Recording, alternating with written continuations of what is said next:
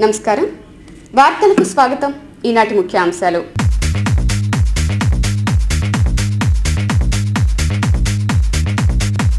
నగరంలో ఘనంగా మహిళా దినోత్సవ వేడుకలు స్త్రీ పురుషులు సమాన బాధ్యతలు పంచుకోవాలని ప్రముఖుల పిలుపు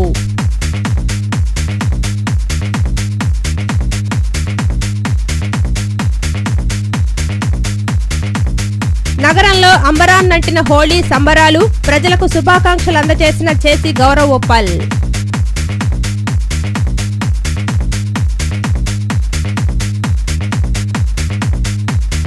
మధురానగర్లో కలుషిత నీటి సరఫరా వ్యాధుల బారిన పడుతున్నామని ఆందోళన చెందుతున్న స్థానికులు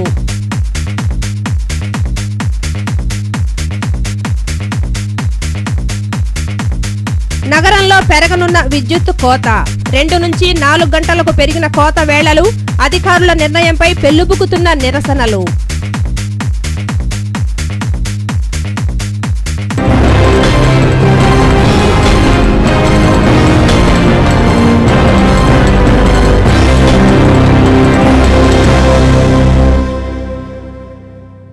నగరంలో హోలీ వేడుకలు అంబరాన్నంటాయి. ఆఫీసర్స్ క్లబ్ లో జరిగిన హోలీ వేడుకల్లో జాయింట్ కలెక్టర్ తో పాటు జిల్లా అధికార యంత్రాంగం మునిగి తేలారు. ఒకరికొకరు శుభాకాంక్షలు తెలుపుకున్నారు. ఈ సందర్భంగా హోలీ వేడుకలు అందరి జీవితాల్లో వెలుగులు నింపాలని జిల్లా జాయింట్ కలెక్టర్ గౌరవ్ ఉప్పల్ ఆకాంక్షించారు. 5వ నంబర్ రోడ్లో ఉన్న ఆఫీసర్స్ క్లబ్లో హోలీ పండుగ వేడుకలు ఘనంగా జరిగాయి. జాయింట్ కలెక్టర్ గౌరవ్ ఉప్పల్ అధికార యంత్రాంగంతో కలిసి హోలీ వేడుకలలో పాల్గొన్నారు. అధికారులు ఒకరికొకరు రంగులు పూసుకొని హోలీ వేడుకలలో మునిగి తేలారు. ఈ సందర్భంగా జేసీ ఉప్పల్ మాట్లాడుతూ హోలీ పండుగ అందరి జీవితాలలో వెలుగులు నింపాలని ఆకాంక్షించారు. అందరితో కలిసి హోలీ వేడుకలు జరుపుకోవటం చాలా ఆనందంగా ఉందని ఆయన తెలిపారు. ఈరోజు ఆఫీసర్స్ క్లబ్లో ఇక్కడ హోలీ సందర్భంగా చాలామంది ఆఫీసర్స్ రావటం జరిగింది. బాగా ఈ వర్క్ టెన్షన్ అంతా పక్కన పెట్టేసి ఈరోజు బాగా ఎంజాయ్ చేద్దామని, అట్లాగే మచిలీపట్నము, కృష్ణా డిస్టిక్, విజయవాడ నివాసులందరికీ హోలీ శుభాకాంక్షలు తెలియజేస్తామని డిస్టిక్ అడ్మినిస్ట్రేషన్ తరఫున ఇక్కడికి రావటం జరిగింది. అట్లాగే ఈ ఆఫీసర్స్ వాళ్ళ ఫ్యామిలీస్ కూడా వచ్చి బాగా ఎంజాయ్ చేయటం జరిగింది. సో ఈ సందర్భంగా మీ అందరికీ హోలీ శుభాకాంక్షలు తెలియజేస్తున్నాం. ఈ వేడుకలలో ఆర్డీఓ వెంకట్రావు, యువజన సంక్షేమ అధికారి Velaga Joshi, ASO Sivaram Prasad, DM civil supplies Chittibabu తదితరులు పాల్గొన్నారు. 101వ మహిళా దినోత్సవ వేడుకలు వాసవ్య మహిళా మండలి ఆధ్వర్యంలో ఘనంగా నిర్వహించారు. మహిళల హక్కులను కాపాడేందుకు కఠిన చట్టాలు అందుబాటులో ఉన్నాయని 2వ అదనపు chief metropolitan judge Lakshmi Sharada తెలిపారు. మహిళలు తమ హక్కుల పట్ల అవగాహన కలిగి ఉండడం ఎంతైనా అవసరమని ఆమె తెలిపారు. మహిళా దినోత్సవ వేడుకలు వాసవ్య మహిళా మండలి ఘనంగా నిర్వహించింది. వివిధ రంగాలలో ఉన్నత పదవులు అలంకరించిన మహిళలు కార్యక్రమంలో పాల్గొన్నారు. కార్యక్రమానికి ముఖ్య అతిథిగా 2వ అదనపు chief metropolitan judge Lakshmi Sharada పాల్గొన్నారు. ఈ సందర్భంగా శారద మాట్లాడుతూ పురుషుల కంటే మహిళలు ఎక్కువ సమర్థులనే అభిప్రాయాన్ని వ్యక్తం చేశారు. నేడు సమాజంలో మహిళలకు చట్టం అన్ని రకాలుగా బాసటగా నిలుస్తోందని పేర్కొన్నారు. మహిళల స్థితిగతులు మెరుగుపడాలంటే ప్రతి మహిళ చదువుకోవాలని ఆమె సూచించారు.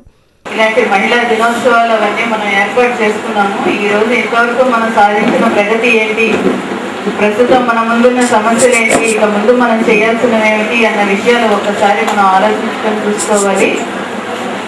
ఇంత అభివృద్ధి చెందుతున్నా, ఇన్ని చేస్తున్నా కానీ ఇంకా ఇప్పటికీ కూడాను మన దేశంలో నిరక్షరాస్యత ఎక్కువగానే ఉన్నది.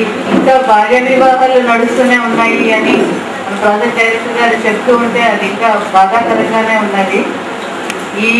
వీటికి సంబంధించి అనేక రకాల చట్టాలు ఉన్నాయి. ఎన్నో ప్రముఖమైన చట్టాలు వచ్చాయి మన దేశంలోని. అన్నిటికీ ముఖ్యంగా ఇప్పటికీ ఈ కార్యక్రమంలో సెంట్రల్ నియోజకవర్గ శాసనసభ్యులు మల్లాది విష్ణు, మాజీ పార్లమెంటు సభ్యురాలు చెన్నుపాటి విద్య, డాక్టర్ సమరం తదితరులు పాల్గొన్నారు. దుర్గగుడి వద్ద ఫ్లైఓవర్ భవానీ ద్వీపం ప్రైవేటీకరణపై ఈ నెల 10వ తేదీ నుంచి రిలే నిరాహార దీక్షలు చేపడుతున్నట్లు టీడీపీ నాయకులు స్పష్టం చేశారు. భవానీ ద్వీపం ప్రైవేటీకరణ రద్దయ్యే వరకు పోరాటం సాగిస్తామని వారు స్పష్టం చేశారు. అధికార పార్టీ శాసనసభ్యులు భవానీ ద్వీపంలో కాంట్రాక్టుల కోసం కక్కుర్తిపడి ద్వీపం ప్రైవేటీకరణను సమర్పిస్తున్నారని వారు విమర్శించారు. భవానీ ద్వీపం ప్రైవేటీకరణ ఆగేది లేదని అహంభావ ప్రకటన ఒకటి చేశాడు. మరి ఎలా కాగదో, ఎలా ఫ్లైఓవర్ అయ్యారో మరి తెలుగుదేశం పార్టీ ప్రజల పక్షా నుండి పోరాటం చేయడానికి నిర్ణయించాము. దానిలో భాగంగా ఈ నెల 10వ తారీఖు నుండి భవానీ ఐలాండ్ ప్రైవేటీకరణ ఇవ్వకూడదని, అలాగే అక్కడ ఉన్నటువంటి ఫ్లైఓవర్ వెంటనే నిర్మించాలని మరి రిలే నిరాహార దీక్షలు ఈ నెల 10 నుంచి స్టార్ట్ చేస్తున్నాము.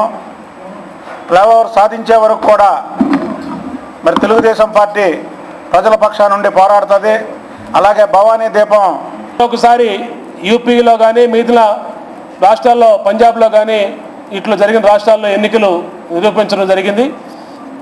ఇవాళ లగడపాటి రాజగోపాల్ గారు మొన్న భవానీ ద్వీపం టెండర్ల రద్దు ఆగదు అని చెప్పి ఆయన మరొక గొప్పగా ఆయన ప్రకటించడం కూడా జరిగింది.